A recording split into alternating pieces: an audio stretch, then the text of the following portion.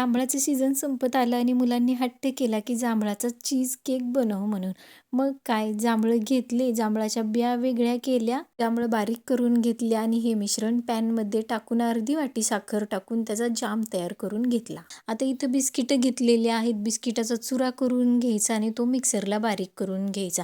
मी इथं तूप वापरलेलं आहे.